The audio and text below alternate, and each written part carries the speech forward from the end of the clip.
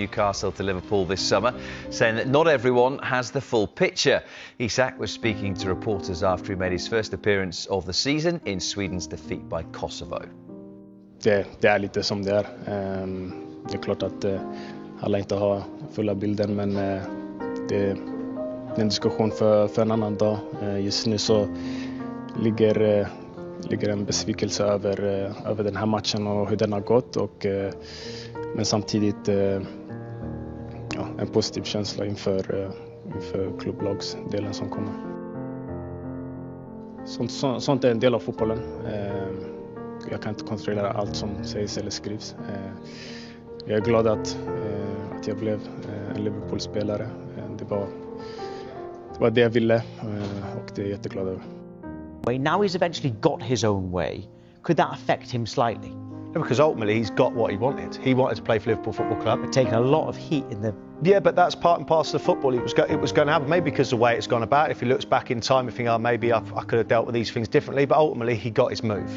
He got his move to Liverpool, and that is it. Now it's about how quickly can he get, not the Liverpool fans on side, because I think they already are, but I think it's how much can they get them backing him because he's putting the ball in the back of net and performing well for the football club.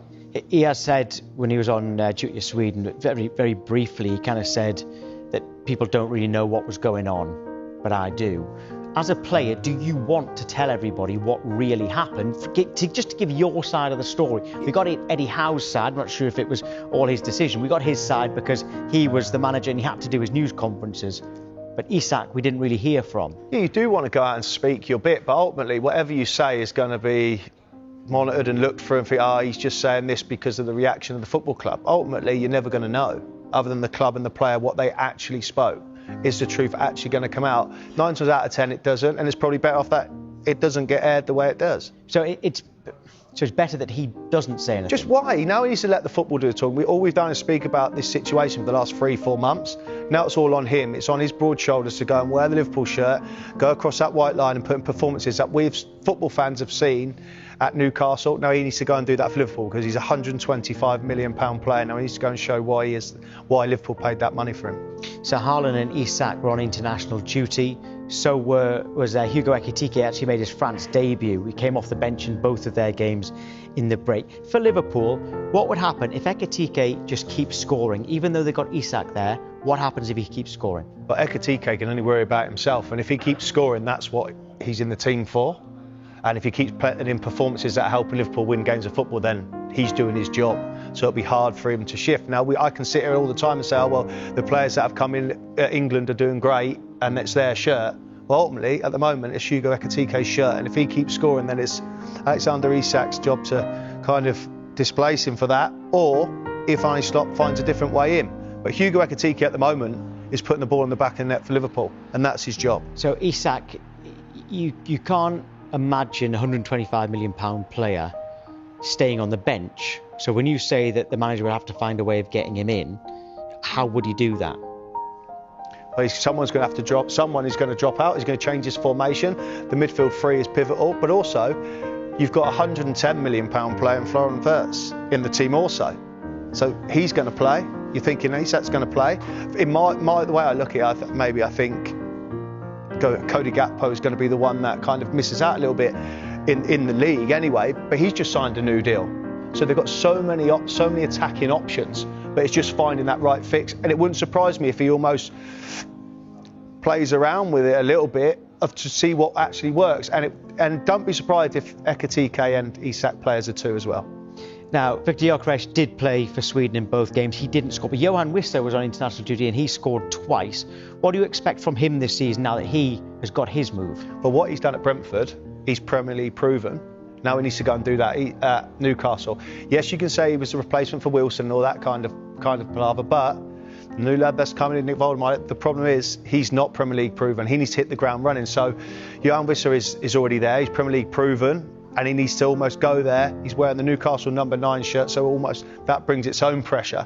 And they've got goals to add up because Isak scored 24 Premier League goals for them, and now they're no longer in the team. Them two need to go and prove that. For me, I see it as he's going to do well there. he will be the person that takes Newcastle, continues Newcastle on the level. I really do. Now, because he's away with Democratic Republic of Congo, he doesn't actually get back until Thursday morning. Does that rule him out? They play Saturday at 3 p.m. Does that rule him out in your experience of dressing rooms? It doesn't rule him out of being involved in the squad. For me, it rules him out of starting. I look back at the time at Southampton where Maya Yoshida was with the Japanese team, national team, and he'd always fly back in on a Thursday and he'd never start. The issue you have is then the player gets frustrated because they want to play. So it's not their fault that they're playing international football and they can only get back as soon as Thursday morning, Thursday afternoon. And as a striker, are you kind of going back to that person with the shirt scoring goals? Will he be panicking, thinking, well, they've just broken their record on Nick Voltemada, and he will probably have to play if Wissa isn't considered to be fit? Will that be on his mind? That's going to be on his mind, of course, but as centre forwards, you've got to have the confidence, you've got to have the self-belief. You put yourself in them positions that you're going to score goals, and that's the biggest thing. And I think that's what you see in good strikers. After they miss, where is their next movement? Do they put themselves in that position to miss again or to score again? And that'll be the interesting one. And that's the difference ultimately from the top strikers. They go again and again, and they won 11 and he scored 5 goals, and he just kept doing it again and again. And we did mention Victor Gyökeres there, but didn't actually talk about him yet. He didn't score for Sweden or anything like that, but we've talked about all those players ahead of him. Does that take a little bit of pressure off him at Arsenal? Yes, he costs a lot of money. Yes, he's the striker that Arsenal have wanted for a long time, but he wasn't the only big striker to make a move this summer. No, he wasn't, but he was part of that pool of players, and the other ones are almost performing and putting the ball in the back of net. But the thing with Victor Gyökeres and Arsenal is that's all they've cried out for, and everybody spoke about. If Arsenal have a number 9, they will get over the line. If Arsenal get number 9, that will get over the line. And this is the situation they're in. So I think being an Arsenal centre forward is always going to bring its pressure, the price tag. And ultimately, the last couple of years, because we've continuously been saying if they get a centre forward, they'll get over the line. So that's the situation he will find himself in. I think just before the start of the season, we were asking about certain things like who's going to be the top goal scorer. I think you might have said Haaland. Yes. Say Haaland? Anything to suggest it's not going to be that? I mean, I know we're 3 games in.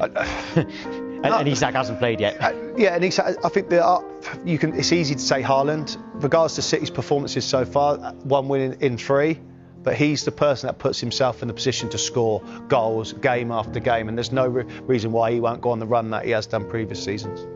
Right, well, next, it is your questions for Charlie Austin. You can ask him anything within reason. If you haven't already asked a question, scan that QR code that you can see on the side of your screen. You can leave a voice note, which will play out to him. You can send a WhatsApp on it as well. Instagram, Facebook, hashtag Sky Sports FC. Football fans were left stunned when Alexander Isak sealed a jaw-dropping £125 million British record transfer to Liverpool on deadline day. But behind the blockbuster move lies a storm of broken promises, frustration, and a story the Swedish striker says the world hasn't fully heard. Just 2 weeks before his switch, Isak shocked Newcastle supporters with a fiery Instagram post, claiming his silence had allowed others to twist the truth while hinting at betrayal from within the club. Now, speaking after Sweden's 2-0 defeat to Kosovo, Isak admitted, "Not everyone has the whole picture, but that's for another day." Those cryptic words have only fueled speculation. What really went on behind the scenes? Was it a clash with the board, a breakdown in trust, or simply the pull of Liverpool's history and ambition? Despite the bitterness, Isak made sure to thank his former Newcastle teammates, staff, and loyal fans, calling the saga educational and insisting he's proud of where he is now. His focus is firmly on the future. "I'm happy and proud to be a Liverpool player. That's what I wanted." For Newcastle supporters, it feels like the chapter closed too abruptly. For Liverpool fans, it's the beginning of a thrilling new era with a striker who has battled drama and doubt, but emerged stronger. One thing's certain, Isak's move wasn't just another transfer. It was a story of loyalty, tested, promises broken, and a player chasing the dream he refused to let slip away.